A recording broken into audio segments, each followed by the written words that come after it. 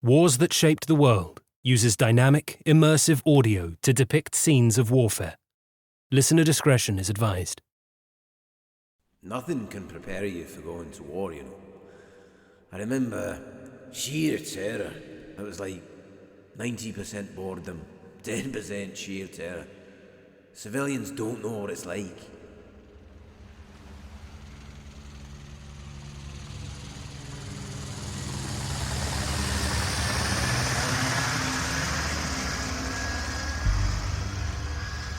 The Argentine forces were expecting the British. They knew they were coming, but not when or where. As dawn broke on the 22nd of May, General Menendez, the Argentine commander in Port Stanley, refused to believe a report of troops landing at San Carlos Bay. He was persuaded to send a helicopter. The young pilot hurried his craft east, keeping low. He didn't want to meet a Sea Harrier en route, before climbing to clear Mount Sussex. And there it was, laid out beneath him. Paratroopers in red berets hurrying up Mount Sussex, and behind them, landing craft ferrying in Marines in green berets. And behind them, the huge white shape of Canberra and its escorts. And behind them, in Falkland Sound, an array of battleships.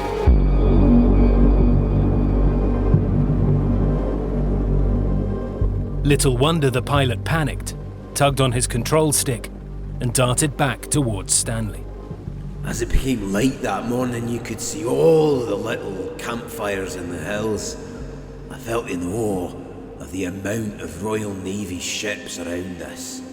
At breakfast, Lieutenant Commander Webb made a speech on the ship's tannoy. Good morning and welcome to the hottest spot in the world.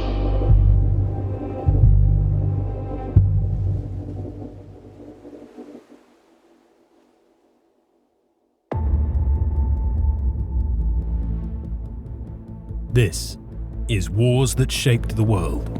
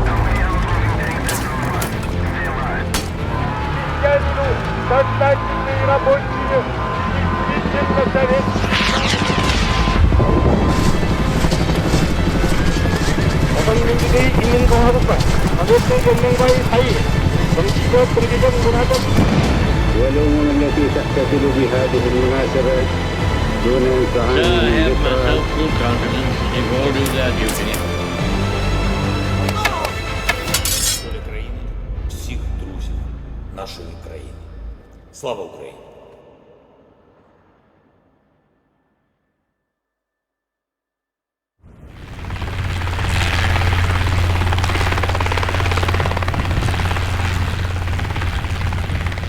8,000 miles from home, the men of Britain's task force prepared for their greatest challenge, one they knew not all would return from. Since the beginning of May, SAS and special boat service patrols had slipped ashore to assess beaches, terrain, and Argentine defences. In the beginning, it was like landing on the other side of the moon. We knew nothing about what to expect. What they found was a well-equipped occupying force. Their rifles were capable of greater firepower than the British, but already, before a shot fired, struggling with low morale. Most were conscripts. They were cold, wet, lacking discipline, detesting their officers. The way they treated us, the officers, they would leave us in the dugouts. It was very cold. We weren't used to the cold and hungry. And they would go back to our house and eat and stay warm. And if we did anything wrong, the smallest thing, they would punish us, make us stand in the cold. I think we all wanted to go home. The main Argentine force was concentrated on Stanley, with smaller garrisons scattered around the islands, notably at Goose Green and Darwin. Their 16 helicopters were at Stanley. General Menendez planned to ferry men to wherever the British landed, as he could not defend every beach and bay. He'd also begun to dig his men into the hills protecting Stanley's landward side. It was estimated there were 10,000 Argentinian troops on the Falklands. The British were going to need more boots on the ground. An infantry brigade, 5 Brigade, and a battalion of paratroopers, 2 Para, were hurriedly dispatched from the UK. The pressure was mounting on Julian Thompson, the man in charge on the ground, commander of 3 Commando Brigade. If his landing force failed to achieve its goal, Thompson tried not to think about that. Nor was he happy with the Navy. There were grumbles about Woodward's style of command. They'd been promised British control of the skies as a precursor to any landing. That was not going to happen. Thompson and his staff had studied maps as the Canberra closed in on the Falklands. The mood on the cruise ship turned troop ship, becoming progressively more somber. The portholes were blacked out, the ship readied for entering a war zone. It was decided back in London that the landing site would be San Carlos, 50 miles east of Port Stanley. It offered a safe anchorage. Relative protection, thanks to the surrounding hills, was deep enough for the Canberra and far enough from the main Argentine force and artillery. It ticked the Navy's boxes.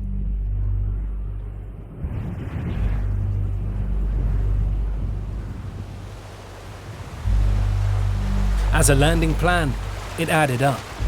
Yet such was the focus on getting ashore, little thought was given to what would happen next. How would the soldiers get from San Carlos to Port Stanley? The impression given was that once ashore, the war was as good as won. Argentine air power continued to worry the British. The Pebble Island airstrip to the north of West Falkland was in easy reach of San Carlos. It had to be put out of action.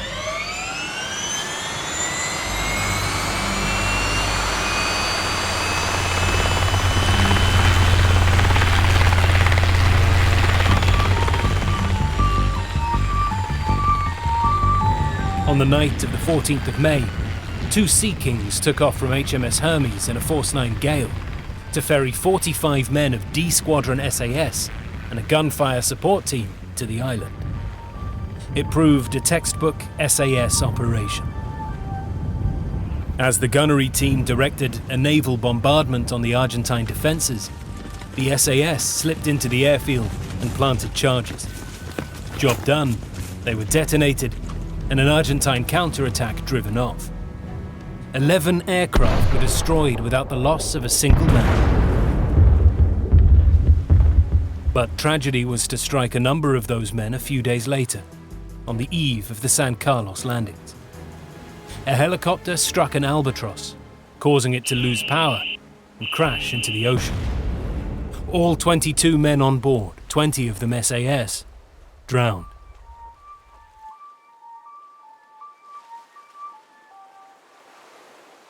On board the Canberra, the Royal Marines packed into the ship's cinema to be briefed on the task ahead. The destination, chaps. Here it is, San Carlos. This is how we're going to do it. The Marines listened in silence, taking in details of what they were being asked to do. It may have been the day job, but landing large numbers of men on enemy-controlled territory in demanding conditions, that was never straightforward. On the Sunday before the landings, the Marines, taking a break from endless 5-mile runs around Canberra's deck, attended a church service. They were mid-hymn when the alarm went off. The men continued singing the hymn. The final decision was Woodward's. He wanted a good clag, as the Navy called foul weather, to cover the fleet's approach to the Falklands. His weathermen gave him what he wanted.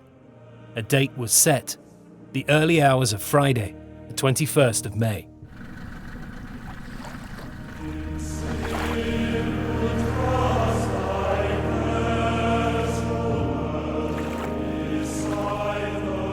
The landing force edged towards the Falklands, hidden by heavy mist. Radar picked up Argentine air activity, but none spotted what was coming their way. I couldn't believe we were getting away with it. I kept wondering, is it a trap? Will it be like the Japanese in Okinawa, letting us get right in close and then letting us have it? Tensions rose on board from Julian Thompson downwards. And in London too. They had until 6 p.m. to call it off. After that, well, the die was cast. Send this at once. Top secret. Operation Saturn. Ships pass to embarked forces. 1. D-Day, 21st of May, 82. 2. HR. Is 2100 hours, May 82. 3. Break down and issue first-line ammunition forthwith. 4. Act immediately. Men prepared their kit, loaded their weapons. Officers studied their maps for the 1000th time. The atmosphere seemed to be right.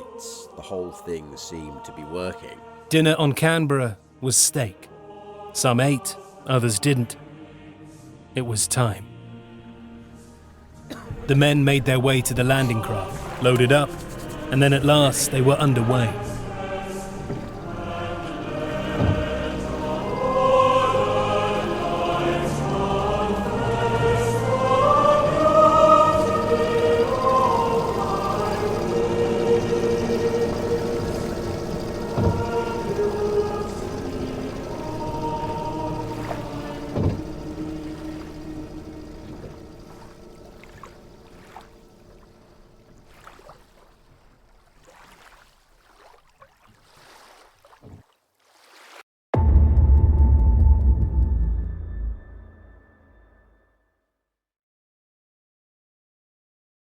It was Ewan Southby Taylor, the sailor turned marine, who led the landing craft in, his local knowledge proving invaluable. In the distance, they could hear the Navy bombarding targets elsewhere to distract Argentine attention. It was a cold, clear night, stars visible overhead, but the Marines and paratroopers stared ahead at the dark shapes of East Falkland. When we were in the landing craft, in the pitch dark, not knowing what was going to happen, and not being able to turn back, but having time to think, the fear was silent, intense, sickening. It still makes the hair on the back of my neck stand up when I think about it. To the south came the crackle of gunfire. The SAS had attacked the garrison at Darwin with machine gun fire, mortars, and missiles. Another distraction. The first action around San Carlos came at Fanning Head, which overlooked the entrance to the bay. A 20-strong Argentine force was dug in there. A team of Special Boat Squadron and SAS were dropped 6 miles away, hiked through the darkness, located the enemy position with a thermal imager, and attacked. With them was Rod Bell, a Spanish-speaking Marine officer equipped with a loudhailer. Bell crawled as close as he could to the Argentine dugouts, and during a pause in the firing, shouted for them to surrender. But the howling Atlantic wind carried his words away. The British opened fire again with warship support, and eventually the Argentines surrendered. Poorly equipped and clothed, they'd been there for 3 days with few supplies. They'd resorted to killing a sheep for food.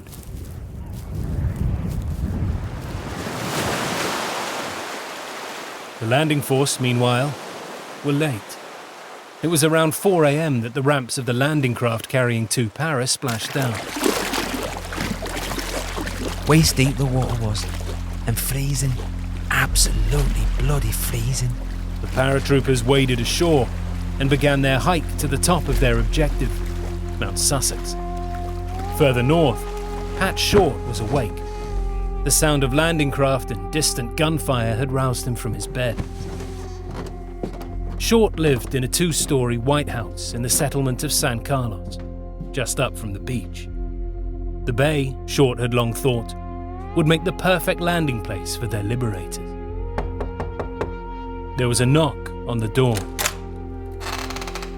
Short opened it to see 2 Marines in full battle kit. One of them was Lieutenant John Thurman, who happened to be engaged to the daughter of Rex Hunt, the island's deposed governor. Charlie Company moved swiftly through the settlement, knocking on doors, checking for Argentinians. As dawn broke, a Marine ran a Union Jack up the flagpole outside Short's house. Around the bay, the remaining commandos and paras landed and took up positions. The Canberra and the other landing ships moved into the bay and dropped anchor. Still, there was no sign of the enemy.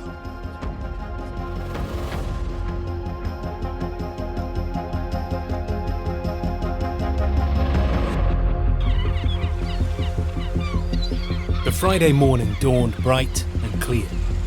To the soldiers digging in, sailors manning their anti-aircraft guns, the bay resembled Scotland's northwest coast, even down to the small white cottages dotted across the landscape. The bay was busy. Helicopters hurried to fetch the dozen Rapier anti-aircraft missile launchers to their hilltop sites. These were vital for when air attacks began. Down below, landing craft ferried men and equipment ashore. Some islanders, sheepdogs locked up for the day, drove their tractors down to help shift the mountains of kit. There was the occasional burst of gunfire as weapons were tested. At first glance, all seemed well, but not for long. 3 para had been delayed coming ashore, landing only at 7 a.m. A group of 40 Argentines were spotted retreating, too far to be worth pursuing on foot. At that moment, 3 helicopters flew over, bringing supplies from the ships.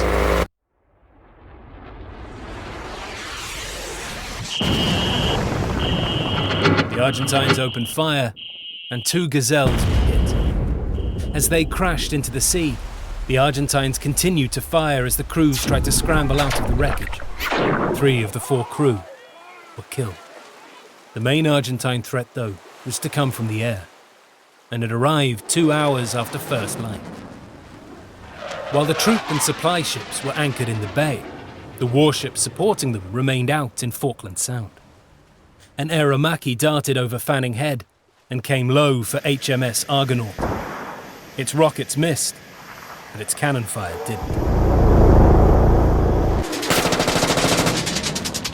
That was only the beginning. The Hornet's nest had been well and truly prodded. The attackers came in low, 50 feet above the waves. From the Canberra, Marines opened up with everything they had. The men on shore joined in. An SAS trooper installed himself on the headland and fired Stinger missiles at the aircraft. For the ships, there was an added problem. Their anti-aircraft system depended on radar, and the surrounding hills scuppered its effectiveness. Much then rested on the young shoulders of the anti-aircraft gunners, many of them teenagers, some as young as 17, firing Bofors and machine guns at the jets, screaming towards them. It was frightening when the Argentinians started attacking. We had small arms in the ops room and then machine guns all round the upper deck. The planes came in waves so close you could see the pilots. As they went overhead, we basically put a sheet of lead up in the sky for them to run into. We hit a few jets and they exploded into bits. Shells, rockets, and missiles were exploding across the Sound and Bay, spumes of water rising into the air, the constant sound of firing and explosions, and the whoosh of the jets. Canberra seemed a sitting duck. Its civilian crew, men and women, huddled in what cover they could find. It was surely only a matter of time before an Argentine missile found what it was looking for. We should have been able to work out that any nation which produces first-class Formula 1 racing drivers is also likely to turn out some pretty good pilots.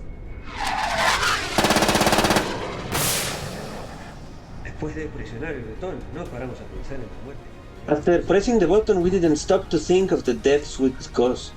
It's not that we were insensitive, we were just trying to complete a mission, to get rid of a ship that was causing us problems. It wasn't anything personal against anyone. Further out to sea, Harriers hunted in pairs for bandits. In one day, 5 Argentinians were shot down. The British Sidewinder missiles were lethal once they locked on. Across the conflict, they fired 27. 24 hit their targets.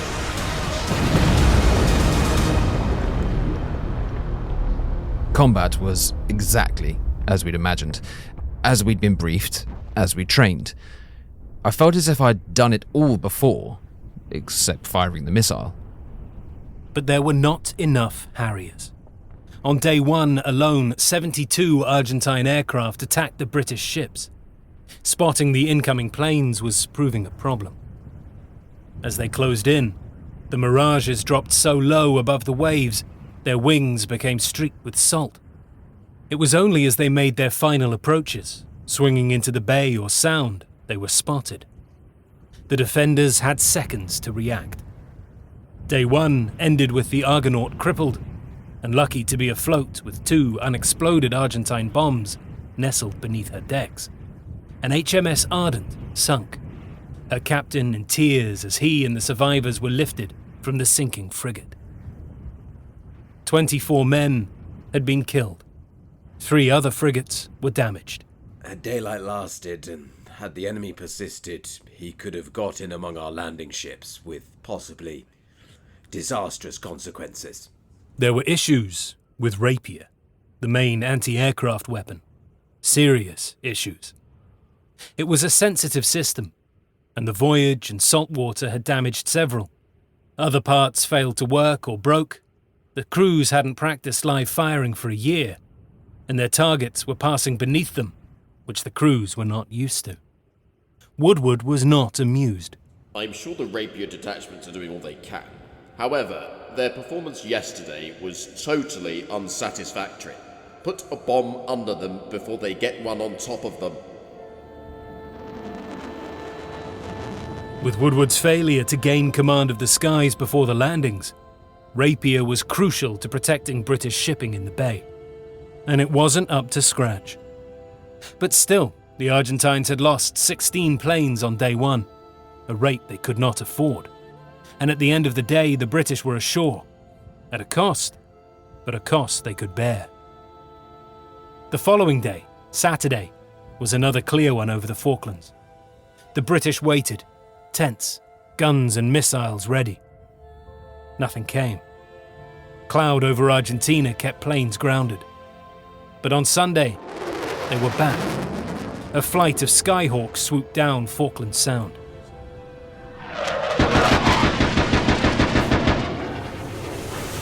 Antelope's Seacat missile destroyed one. Another was shot down. Antelope and Broadsword were both hit. 2 bombs ploughed into Antelope. Neither exploded. The ship's company held a collective breath. An aircraft dropped a 1,000-pound bomb, which bounced up and hit the flight deck. We thought that was it. There was nothing you could do in that situation, you just hope and pray. If it had gone up, no one would have survived, no one. It would have been 470 lives lost. Fortunately, the bomb didn't go off.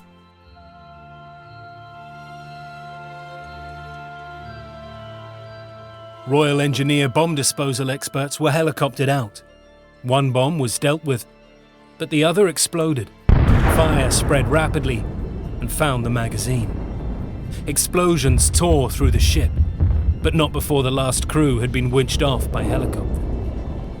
Around San Carlos Bay, the dug-in soldiers watched the ship's death throes, its bow tipping upwards before sliding into the dark waters.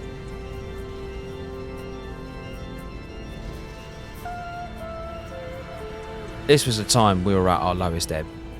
We wondered how long we could keep on going. We put on a brave front, but we were deeply shaken by the speed and futility of the ships going down. How much more of this could we take?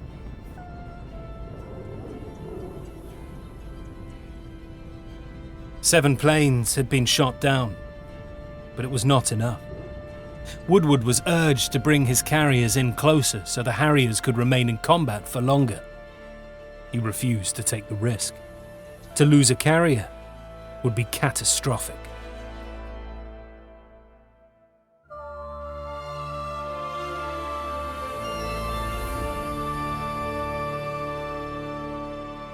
The strains on the Harrier pilots were immense. They were exhausted, but performing admirably. Back home, they were soon seen as heroes. Heroes who could die a violent death at any moment. I'm not allowed to say how many planes joined the raid, but I counted them all out, and I counted them all back. Their pilots were unhurt, cheerful, and jubilant, giving You tended to switch off the bad things, because you couldn't let thinking about them affect your flying.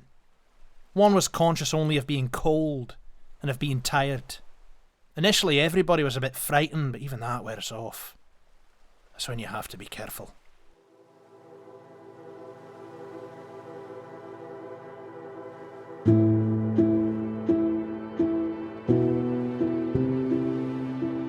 Fortune was favouring the British in one regard.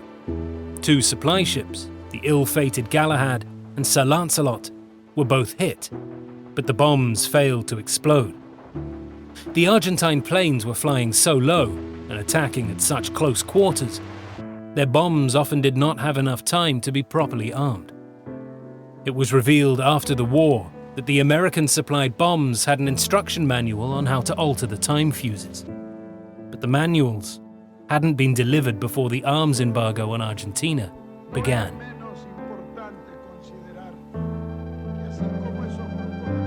Argentina's National Day falls on the 25th of May. The British knew what to expect. The attacks began with daylight and followed in waves. HMS Coventry shot down 3 from her position north of Pebble Island. The crew were buoyant. Then came another attack. David Hart Dyke, the captain, ordered a sharp turn to starboard. The ship swung across the line of fire of its escort, which had trained its Seawolf on the Skyhawk attackers. Every weapon on Coventry opened up on the Skyhawks, to no avail.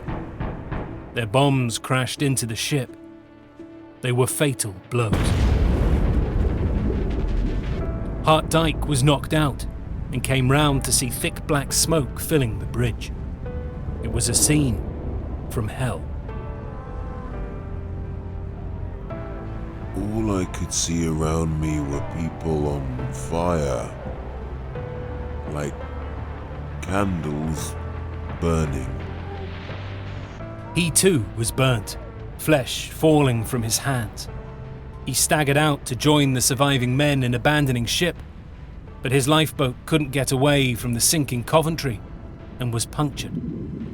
Hart Dyke was back in the water. With many others, he clambered onto the sinking ship's hull, just as helicopters arrived to pluck the survivors to safety.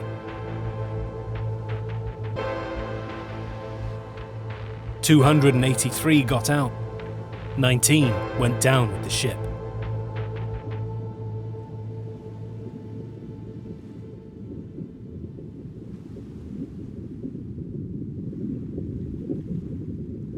It was not the last British ship to go down on the 25th of May. The Argentine Air Force had 3 of its feared Exocet missiles left. The embargo meant they'd been unable to source any more. They wanted a grand prize to mark National Day. 2 super etendards took off armed with Exocets. They were after the main fleet offshore, and in particular, the aircraft carriers Invincible and Hermes. They didn't get either. Instead, they sunk the Atlantic Conveyor. Not the target they wanted, but still a colossal blow to the British. The Conveyor was a supply ship. An Exocet slammed into its port side, exploded, and set the ship on fire. Its cargo was vital to the British. Conveyor carried spare Harriers and 14 helicopters earmarked to transport the Marines and Paras from San Carlos to Port Stanley. The Conveyor had been due to land them that evening. It also carried all the tents for the soldiers shivering on shore. The captain, Ian North, ordered his crew to abandon ship.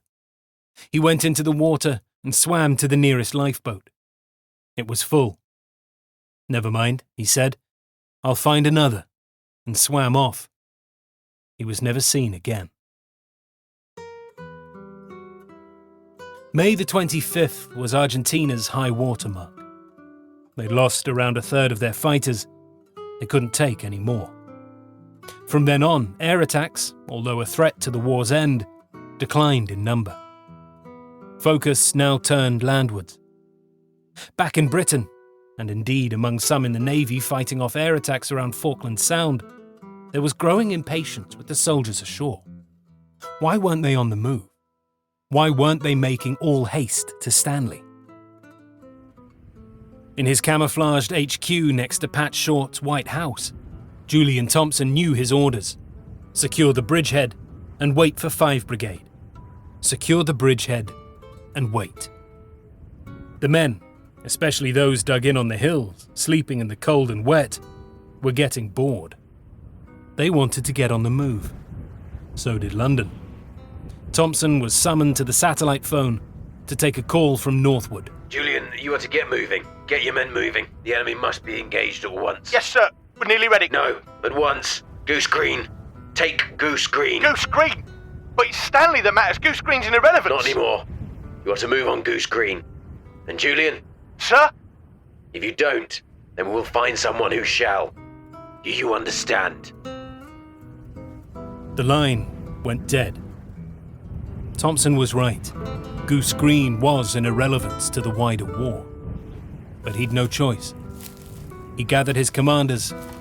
45 Commando and 3 Para were to prepare to yomp to Port Stanley, cover the 87 kilometres on foot, carrying all their gear. Some of his officers looked at him in disbelief. The terrain, the weather, the distance. Surely not. Thompson was sure. The loss of the precious helicopters on the Atlantic conveyor meant there was no other option. Thompson turned to 2 Para. "You," he ordered, "you're going to Goose Green," which to 2 Para sounded better than sitting in their damp and cold dugouts on Mount Sussex.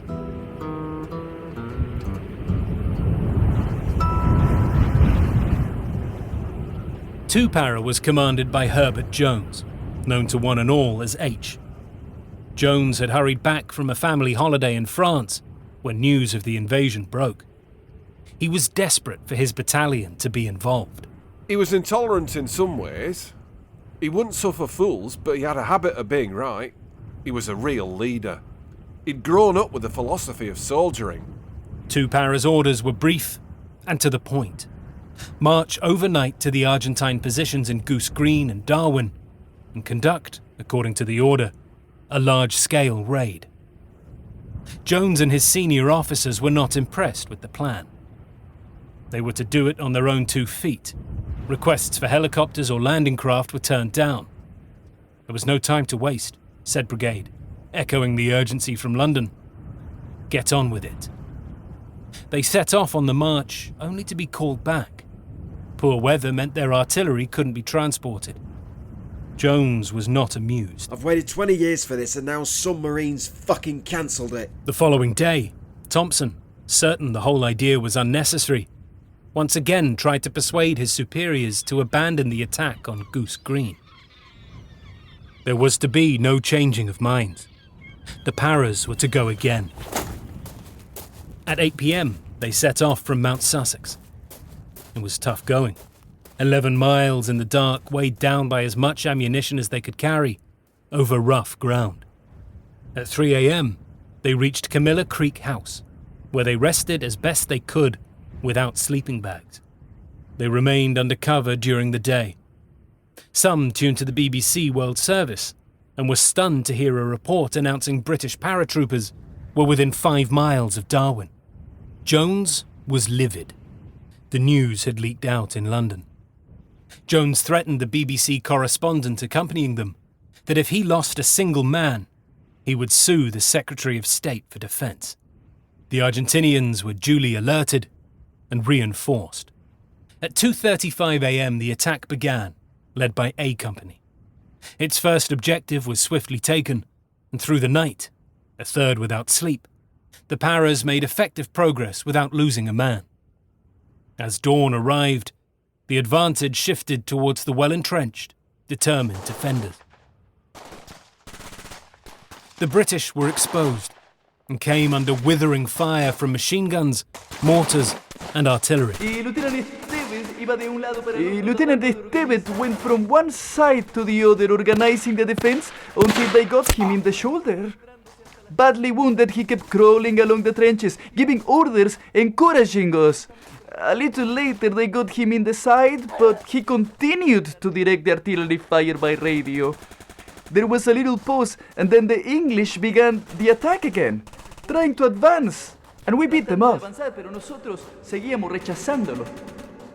Individual paratroopers displayed immense courage to drag wounded comrades into what cover they could find.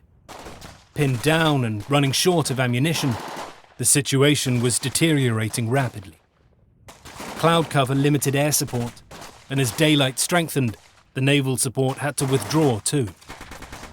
By 8:30, 2 para were going nowhere.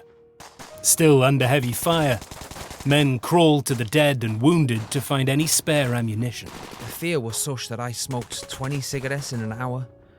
We had no covering fire and no aircraft cover because of the low cloud. We were running out of everything, low on ammunition and food. There were casualties.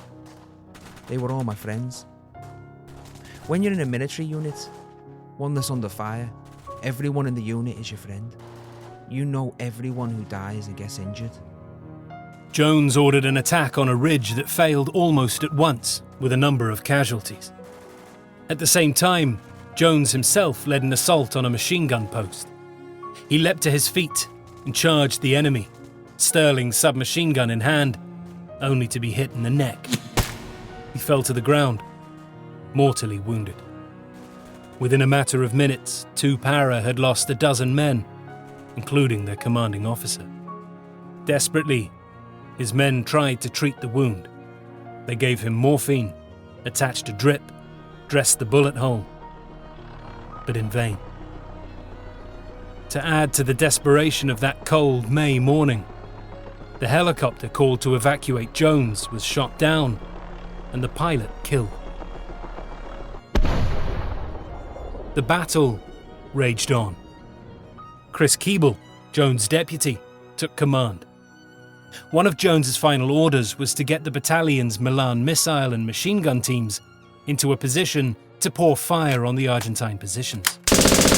As they opened fire, the balance was beginning to shift back towards the British. The paratroopers surged towards the enemy positions, clearing trenches with grenades, and the exhausted Argentines began to surrender. My men were very tense. There was a brutal cold. We shivered with cold, with fear. When they were about 50 meters away, we opened fire. We kept firing for about 40 minutes.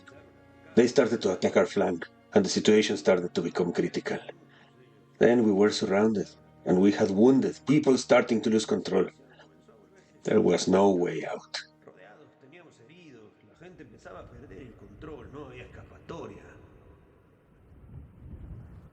Darwin was cleared, but there was still Goose Green in its airfield, each well defended. The Argentines had 35mm anti-aircraft guns, which directed devastating fire on the attackers. So dense was the Argentine fire, Keeble recalled thinking, "I'm going to die now." His jacket got hooked on a cattle fence, and he struggled to free it as the bullets whistled past. He'd lost contact with his units. It wasn't that I was frightened, it was simply that I was the boss, trying to maintain the momentum of the attack. Still, the paratroopers pressed on. Next target was the schoolhouse, amid next to no cover. The hail of bullets continued to rain down on Charlie and dog companies. Then, to British surprise, a white flag was waved from the schoolhouse. Jim Barry, a junior officer, stepped forward to take the surrender and was shot dead. I saw the white flag incident. The flag went up, and the officer called the sergeant, and then got halfway up the hill. Bang! They let rip into him. Killed him. One guy was hit in the knee, and one of the bastards came forward and shot him in the head. It was suggested later this was a mistake rather than a deliberate act, but it enraged the paratroopers. They opened up with everything they had. Rockets crashed into the building, setting it on fire. None of the defenders got out alive. Still, the fight went on. 2 Argentine helicopters appeared and dropped napalm, but missed their target. Both were shot down. When the whoosh of aircraft swept overhead, Keeble feared the worst, until one of his men yelled, "Harriers! We've got Harriers!" The weather had cleared, the sun was out, and the momentum was with the British. The Argentines tried to helicopter in reinforcements, but artillery fire and another assault by the Paras chased them away. Argentine soldiers were picked up in the surrounding hills for days afterwards. The day was nearly done. 2 Para had lost 17 men, including their CO, and 35 wounded. But they had the Goose Green garrison surrounded. The men were cold, hungry, exhausted. Chris Keeble radioed back to Julian Thompson. Did he still want Goose Green taken? Yes, came the response. First light tomorrow. That night, the Paras huddled in shell holes, their dozens of prisoners placed next to the still burning gorse bushes to try and keep them warm. An injured Argentine officer led them in prayers. Keeble had one card to play before the attack resumed. As dawn broke, he sent 2 prisoners with a white flag and a letter down to the Argentines. Its message was simple. Surrender. There's no point going on. Keeble had requested a demonstration of British firepower at 9 a.m. The Harriers would attack with everything they had. The Argentine commander was persuaded. More bloodshed would be futile. Keeble and his men were gobsmacked to see over 1,000 Argentinians march out of Goose Green into captivity. The Paras had taken on a force more than 3 times their own, and won. H. Jones was awarded a posthumous Victoria Cross. Jones died at the head of his men, a leader to the last. Keeble led the relieved paratroopers into Goose Green and knocked on the door of the first house. It was opened by Eric Goss and his wife. They offered him a cup of tea. London had what it wanted, a triumphant step forward on the Falklands itself.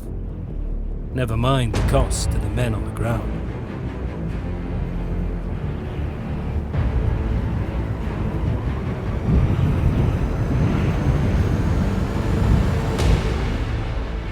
Next, on Wars That Shaped the World.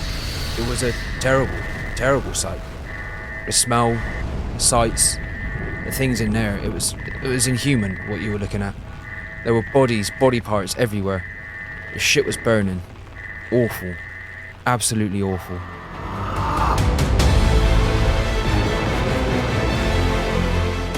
Wars That Shaped the World was a Goalhanger Podcasts production. It was produced by Holy Smokes. This series was written by Robin Scott Elliot. It was narrated by Paul Waggott. The producer was Neil Fearn. The executive producer was Tony Pastor.